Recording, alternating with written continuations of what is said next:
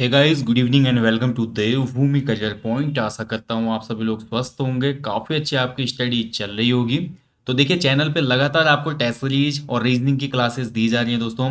Reasoning वाली class को भी आप ज़रूर देखिएगा, क्योंकि आने वाला जो RO का एग्जाम है उसमें 50 नंबर की रीजनिंग पूछी जानी है। तो इसलिए रीजनिंग के जो भी टॉपिक मैं आपको दे रहा हूँ रिविजन के लिए, वो काफ़ी महत्वपूर्ण है आगामी परीक्षा के लिए।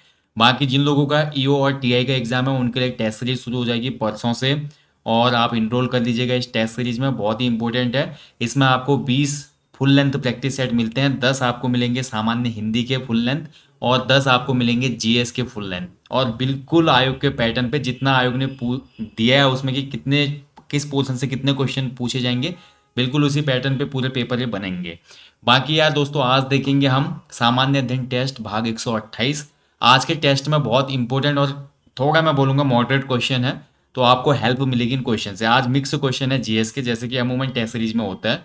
तो आप सभी लोग इसको अच्छे से अटैम्प्ट कीजिएगा। और जितने भी वीडियोस आ रहे हैं चैनल पे, जितने भी आपका टेस्ट सीरीज आती हैं या रीजनिंग की क्लास आ रही है, उनको आप फॉलो कीजिए।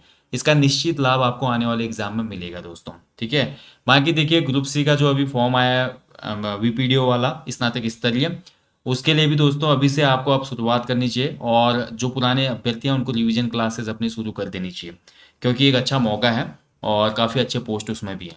और बाकी अभी बहुत सी वैकेंसी आनी, तो आप लोग बिल्कुल निश्चिंत रहिए और मोटिवेटेड रहिए, और आने वाले समय में आप जल्दी, मतलब उत्तराखंड में गवर्नमेंट जॉब का जो सपना है आपका वो पूरा होगा।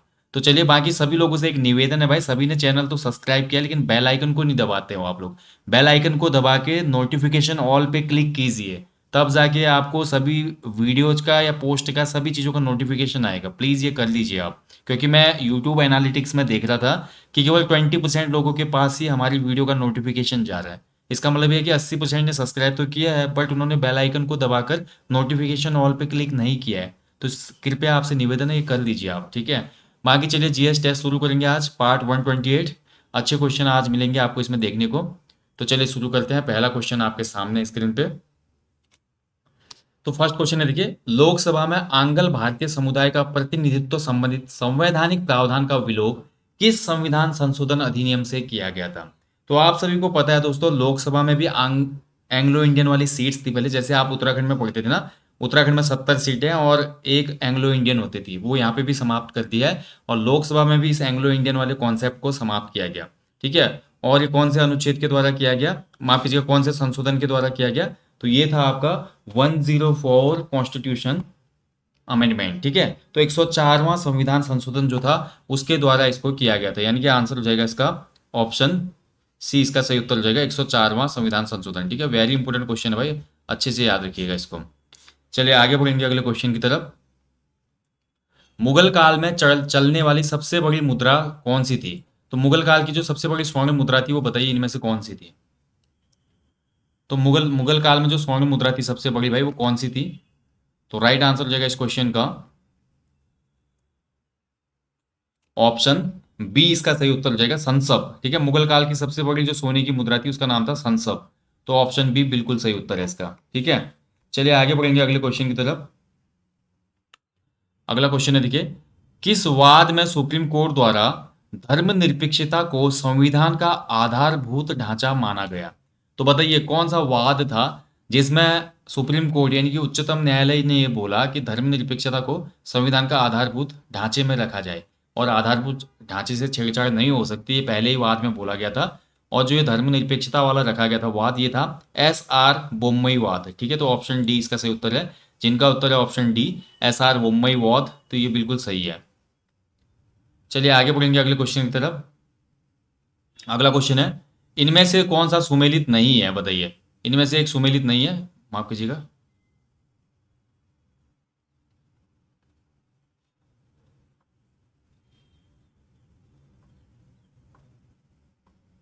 हाँ, ये आ गया क्वेश्चन। बताइए इनमें से कौन सा सुमेलित नहीं है? एक तरफ आयोग दिए गए हैं और एक तरफ उनके गठन की वर्ष को दिया गया है। तो धर आयोग जो था 1948 में बना था, बिल्कुल सही है। JVP समिति जो बनी थी आपकी 1948 में ही बनी थी, सही है। फजल अली आयोग जो था राज्य पुनर्गठन आयोग से संबंधित था, ये 1953 में गठित हुआ था, सही है। तो इसका मतलब ये है कि सभी सुमेलित हैं, इसमें कोई भी गलत नहीं है। ठीक है। ऑप्शन D हो जाएगा। तो ऑप्शन D सही उत्तर है इसमें। तीनों जो है सही सुमेलित हैं इसमें। चलिए आगे बढ़ेंगे अगले क्वेश्चन की तरफ। राज्य पुनर्गठन एक्ट द्वारा 1956 में कितने राज्यों का गठन किया गया? देखिए, जो राज्य पुनर्गठन समिति थी ना, या आयोग था, ये गठित तो 1953 में हुआ, और इसने अपनी जब रिपोर्ट सौंपी तो 1956 में इसके आधार पर सर्वप्रथम कितने राज्यों का गठन किया गया? तो 14, यानी कि 14 राज्यों का गठन किया गया था उस समय। ठीक है, तो ऑप्शन बी इसका सही उत्तर हो जाएगा। 14 जो हमारे स्टेट है वो बनाए गए थे राज्य पुनर्गठन एक्ट के द्वारा। तो ऑप्शन बी बिल्कुल सही उत्तर है इसका। चलिए आगे बढ़ेंगे अगले क्वेश्चन की तरफ। संविधान में वयस्क मताधिकार की पुष्टि कौन सा अनुच्छेद करता है? तो किस अनुच्छेद के तहत वयस्क मताधिकार की पुष्टि की गई है? ठीक है, देखिए आप सभी को पता है मतदान की उम्र पहले 21 साल थी, बाद में इसको घटाकर 18 वर्ष से किया गया। ये क्वेश्चन भी कई बार बनता है, कौन सा संविधान संशोधन था ये बताइए। आप लोग कमेंट बॉक्स में कमेंट करेंगे, प्लीज आप लोग भी कमेंट कीजिए, बताइए मुझे कौन सा संविधान संशोधन था जिसके द्वारा मतदान की उम्र 21 से घटाकर 18 की गई थी, और किस वर्ष में की गई थी ये भी बताइए। और वयस्क मताधिकार की पुष्टि करने वाला जो अनुच्छेद है ये है आर्टिकल 326 है, 326। ठीक है, 326 में इसको मेंशन किया गया अनुच्छेद। चलिए आगे बढ़ेंगे अगले क्वेश्चन की तरफ। सल्तनत काल में ग्राम का मुखिया क्या कहलाता था? तो सल्तनत काल जब चला था उसमें जो गांव का मुखिया होता था उसको क्या कहा जाता था? तो सल्तनत काल में गांव का मुखिया कहलाता था, राइट आंसर हो जाएगा इसका ऑप्शन सी, मुकद्दम। ठीक है, गांव का जो मेन व्यक्ति होता था उसको कहा जाता था मुकद्दम। ठीक है, मुकद्दम को दो तरीके से लिख सकते हैं, या तो ऐसे, या फिर हम विद्यालय वाला यूज कर लेंगे मुकद्दम। ठीक है, ऐसे भी लिख सकते हैं। तो मुकद्दम जो था आपका सल्तनत काल में ग्राम का मुखिया होता था। चलिए आगे बढ़ेंगे। हाल में ही कौन सा देश संघाई सहयोग संगठन का 9वां सदस्य देश बना है? तो देखिए, संघाई सहयोग संगठन यानी कि बात हो रही है SCO की। ठीक है, संघाई कोऑपरेशन ऑर्गेनाइजेशन, इसका जो 9वां सदस्य देश बना है वो है ईरान। ऑप्शन बी इसका राइट आंसर हो जाएगा, ईरान। ऐसे क्वेश्चन आने वाले एग्जाम में बन सकता है भाई। G20 का देखिए, G20 में किसको शामिल किया गया हाल में ही? तो G20 में अफ्रीकी संघ को भी शामिल किया गया है। ठीक है, अफ्रीकी संघ। तो ये क्वेश्चन आने वाले एग्जाम में बनेगा ही बनेगा, देखिए बहुत इंपॉर्टेंट पॉइंट है। और इसके अलावा देखिए दोस्तों, भारत का जो समूह था एक, जिसमें भारत भी शामिल था, ब्रिक्स, ब्रिक्स समूह में भी 6 नए देशों को शामिल किया गया। इस पे मैं कल बात कर चुका, कल मैंने आपको बताया था कि 6 देश ये कौन कौन थे। तो ये 6 देश थे, Iran, Egypt, Ethiopia, UAE, Saudi अरब और अर्जेंटीना। ठीक है, तो 6 देशों को शामिल किया गया। क्वेश्चन ऐसे भी बना सकता है आने वाले एग्जाम में कि इनमें से ब्रिक्स में शामिल 6 नए देशों में से एक नहीं है, तो एक अलग ही नाम दे देगा। तो 6 के 6 नेम याद होनी चाहिए आपको, Iran, Egypt, Ethiopia, UAE, Saudi अरब और अर्जेंटीना। ठीक है, और ईरान बना SCO का 9वां सदस्य देश। चलिए आगे बढ़ेंगे। भारत सरकार द्वारा लद्दाख का पुनर्गठन कब किया गया? तो लद्दाख, ठीक है, लद्दाख, तो लद्दाख भाई यूटी है, यूनियन टेरिटरी। देखिए, जम्मू कश्मीर राज्य का विभाजन कब हुआ था प्रभावी, ये पूछ रहा है क्वेश्चन में। जब जम्मू कश्मीर जो राज्य था उसको डिवाइड करके लद्दाख और जम्मू कश्मीर में यूनियन टेरिटरीज में बदल दिया गया था। तो ये था भाई, कौन सा तिथि थी? 31 अक्टूबर 2019। ठीक है, तो 31 अक्टूबर आप सभी लोग जानते हैं सरदार वल्लभ भाई पटेल जी का जन्म होता है, एकता दिवस के रूप में जानते हैं हम इसको। तो इसीलिए 31 अक्टूबर को ही ये कदम उठाया गया, लद्दाख का पुनर्गठन हुआ था। चलिए आगे बढ़ेंगे अगले क्वेश्चन की तरफ। इनमें से सही सुमेलित नहीं है। एक तरफ देखिए निकाय दिए गए हैं, दूसरी तरफ उनसे संबंधित सूची दी गई है। तो वन जो होते हैं भारत में, जितने भी वन है ना, ये समवर्ती सूची का विषय है, बिल्कुल सही है। डाकघर बचत बैंक, ये केंद्र सरकार या केंद्र सूची या संघ सूची का विषय है, बिल्कुल सही है। शेयर बाजार समवर्ती सूची, ये बिल्कुल गलत हो जाएगा। जन स्वास्थ्य जो होता है, पुलिस जो होता है, ये सभी राज्य सरकार या राज्य सूची का मामला होता है। शेयर बाजार जो होता है दोस्तों, स्टॉक मार्केट अंडर, ये आपका सेंट्रल लिस्ट में आता है। ठीक है, यानी कि संघ सूची में। शेयर बाजार संघ सूची का विषय है, सेंट्रल गवर्नमेंट इस पर डिसीजन लेती है। तो ऑप्शन सी इसमें सुमेलित नहीं है। चलिए आगे बढ़ेंगे अगले क्वेश्चन की तरफ। ये तो कोई भी बता देगा, चलिए आप में से सभी लोगों को पता ही होगा। इनमें से कौन सा एक सर्च इंजन नहीं है? देखिए, search engine, not a search engine पूछ रहा है। तो देखिए, गूगल जो है ये सबसे बड़ा अभी यूज होने वाला सर्च इंजन है वर्तमान में।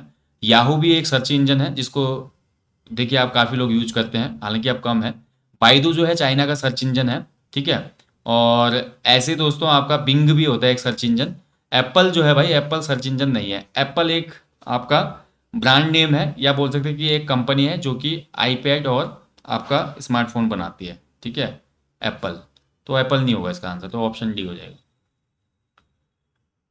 चलिए आगे बढ़ेंगे।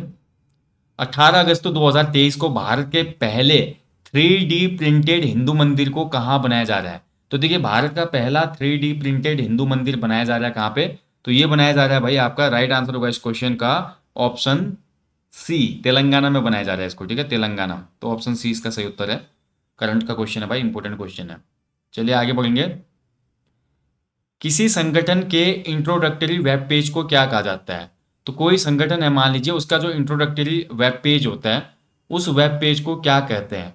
ठीक है, यानी कि मान लो कोई भी मैंने वेबसाइट खोली www.xyz.com, तो पहला जो पेज खुलेगा उसी को बोला जाता है इंट्रोडक्टरी वेब पेज, और ये कहलाता है आपका होम पेज। ठीक है, पहला पेज कहलाता है आपका home page. Option A right answer हो जाएगा।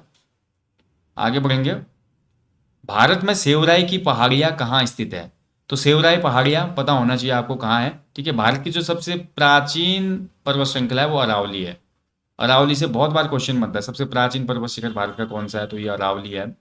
और क्वेश्चन ये भी बन जाता है कि जो अरावली है इसका उच्चतम पर्वत शिखर कौन सा है? तो गुरु शिखर इसका उच्चतम शिखर है। ठीक है, और यहाँ पर सेवराई की पहाड़ियाँ पूछा है तो ये तमिलनाडु में विस्तृत है। ठीक है, तो ऑप्शन बी हो जाएगा इसका, तमिलनाडु। चलिए आगे बढ़ेंगे अगले क्वेश्चन की तरफ। हिमालय की रचना समांतर वलय श्रेणी में हुई है, जिसमें प्राचीनतम श्रेणी कौन सी है? तो हिमालय जो है एक वलित पर्वत है और सबसे नवीनतम पर्वत है। ठीक है, हिमालय क्या है? फोल्डेड माउंटेन है और सबसे नवीनतम भी है, ध्यान रखेंगे, सबसे नवीनतम है ये अभी। और ध्यान रखेंगे जो इसकी रचना है वलय श्रेणी में हुई है, वलय श्रेणी। ठीक है, एक के ऊपर एक, तो यानी कि वलय श्रेणी में सबसे प्राचीन जो है वो ट्रांस हिमालय क्षेत्रीय होता है।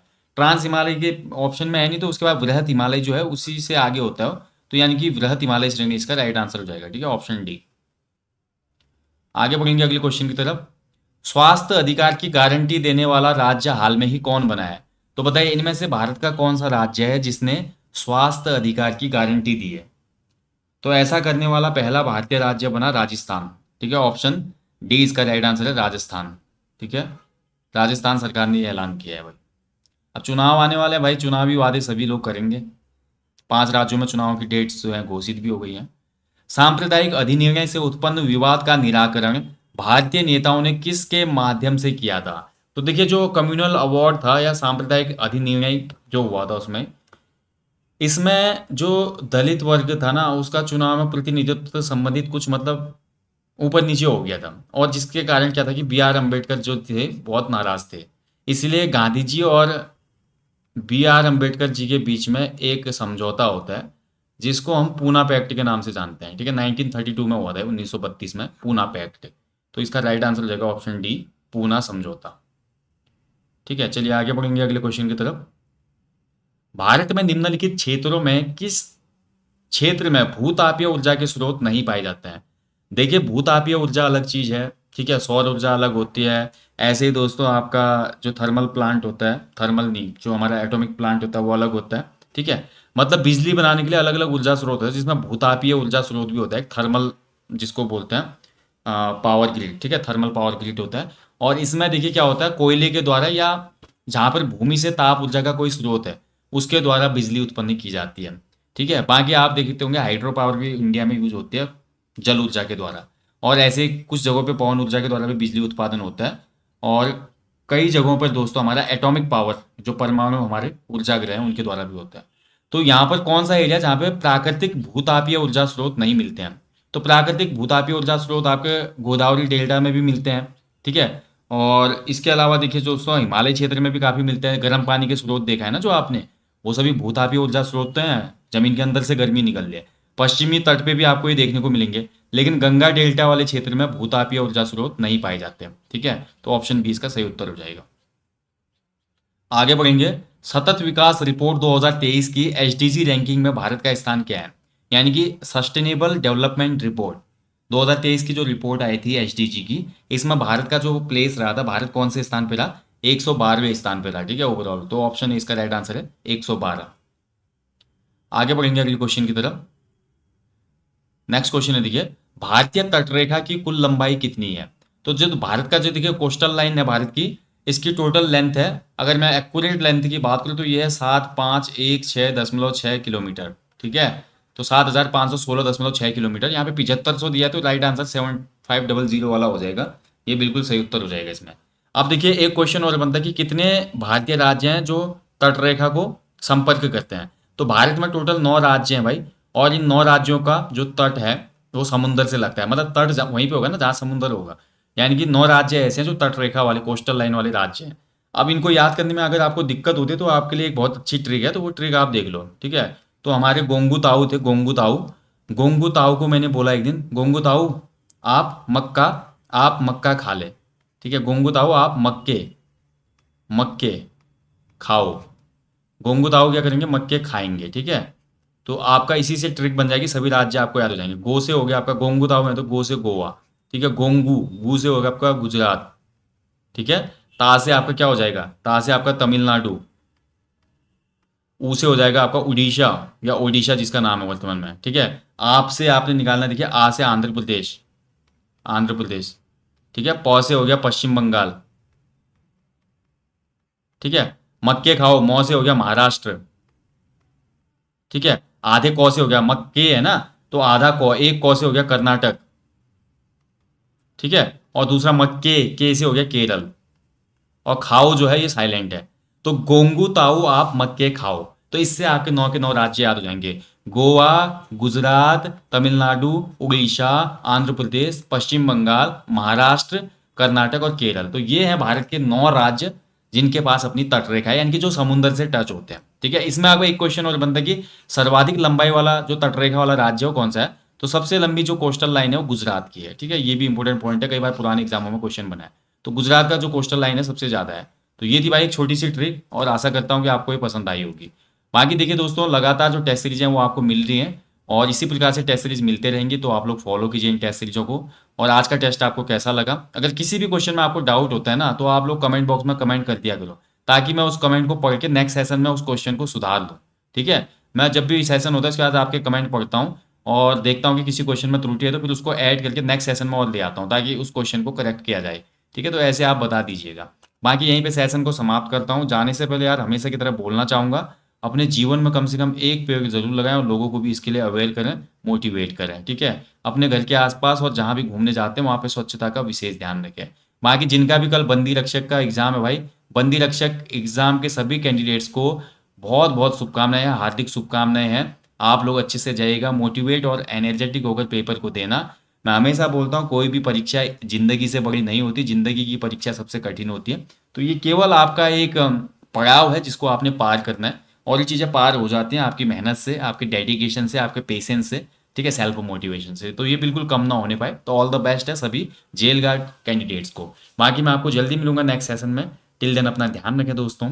जय हिंद, जय देवभूमि, शुभ रात्रि, गॉड ब्लेस यू ऑल।